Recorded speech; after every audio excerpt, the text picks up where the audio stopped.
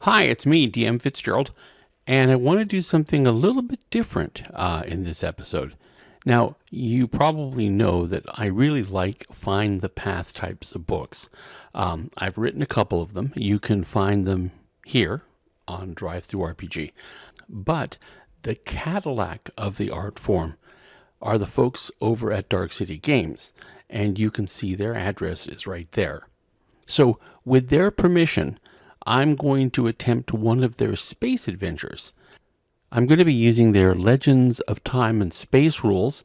You can download the rules for free, and I'm going to be running through the adventure entitled Repel Borders Starboard. So, without further ado, I present Repel Borders Starboard by George Drew and Dark City Games, and let's see how far I get.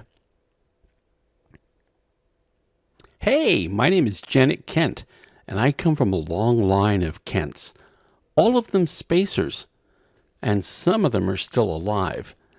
I found my way into the Nero 5 system, and with some skill and several lucky games of chance, I've acquired a ship named the Jelly Bean. Now, the name isn't to my taste, but it's very bad luck to change the name of a ship unless you go through a time-consuming and expensive ceremony called rebelling. I don't have the money or the time for that right now.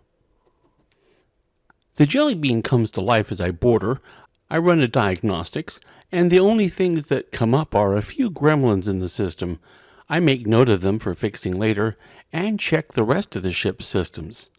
My NAFL drive, not as fast as light drive, is in the green.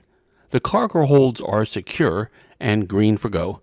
The shuttle, which is named Sweetie, is cradled in part of the cargo bay. The living sections show good and the engineering show good, as does operation. Ship stores are in good shape. I'm going to arm myself with a 7mm enforcer and flak vest. So I wait in orbit around Nero 5, the last outpost on the frontier.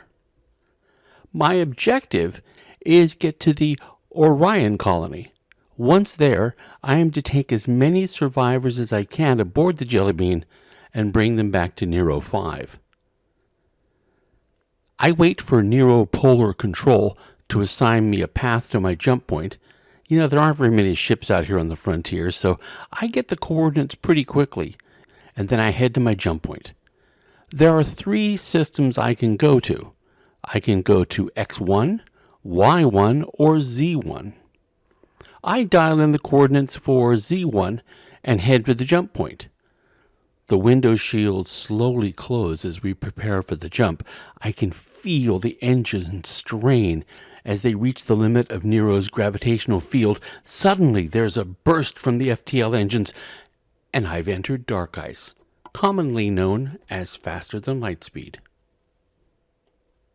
It's a short hop, and before I know it, I'm fighting down the waves of nausea that come with leaving dark ice.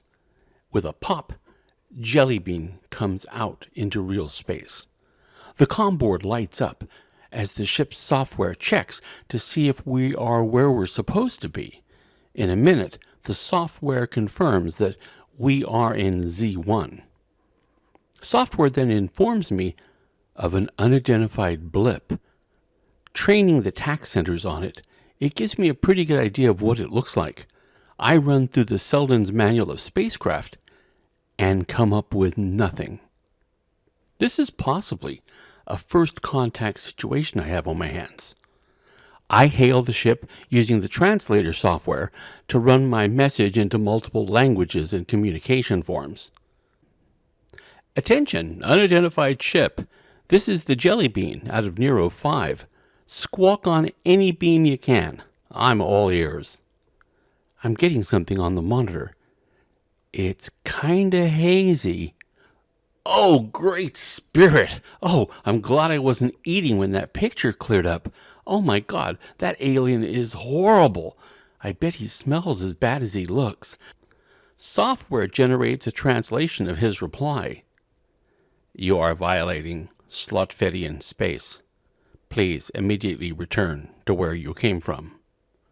I adjust the software output to better match his speech and then open the channel again. I mean you no harm, and I'll leave if that's what you really want, but I'm looking for trade. Or, maybe we could become famous together, or maybe rich. I wait for the software to translate. My finger next to the toggle switch that'll kick on the NAFL drive in a hurry. The creature blows out his throat like a frog, and yes, it's as disgusting as it sounds.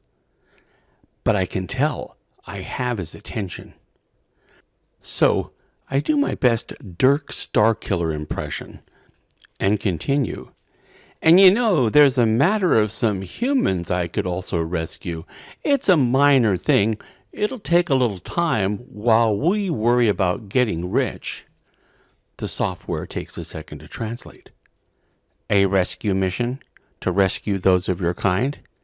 Yes, humans, I interject. They're colonists on the brink of disaster. Suddenly, the screen goes black. I feel a ball of ice form in my stomach, and his weapon spits energy at me. Luckily, they miss. The heads-up array comes to life, and the weapons track the other ship. Then the air shimmers next to me, and suddenly, one of the creatures is standing next to me on my flight deck. Oh, God, they do smell as bad as they look. The creature hisses and strikes at me. I put the jelly bean on automatic, and software takes over the flight. I roll to the floor, pull out my enforcer, and before he can close with me, I fire. The weapon barks, and the bullet misses, embedding itself in a chunk of polyfoam. Then the beast is upon me. It attacks me and cuts me hard. I manage to get free and apply the martial art known as Krang. I strike, and a green, smelly liquid gushes out of the wound. The monster kicks me hard, and I'm sent flying across the flight deck. A deep wound in my chest.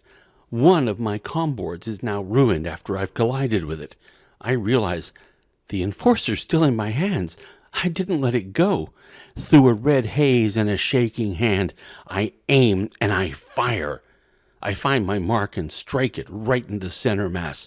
The creature swiftly crosses the room despite the wound and tries to swat the gun out between my trembling fingers. It catches my hand and it squeezes.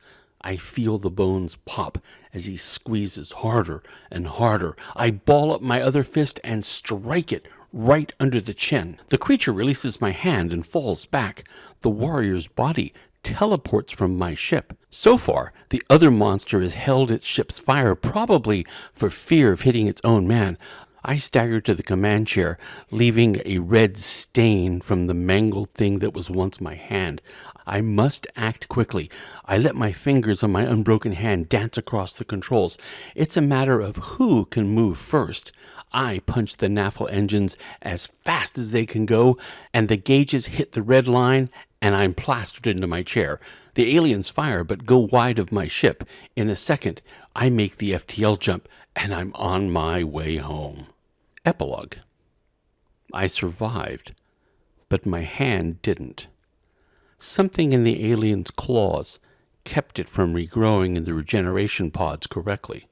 I wear an articulated prosthetic now, and from time to time it itches and moves on its own accord, craving a rematch with the aliens. Okay, so that's it. As you can see, I didn't do very well, but it was fun to play. Once again, if you want to pick up this game, it's definitely worth your time. The company's name is Dark City Games, and the address is across the screen right now. Next time we talk, let's get back to the Mapur adventure. If you haven't watched this week's episode, the address is right below. Remember, new episode on Monday.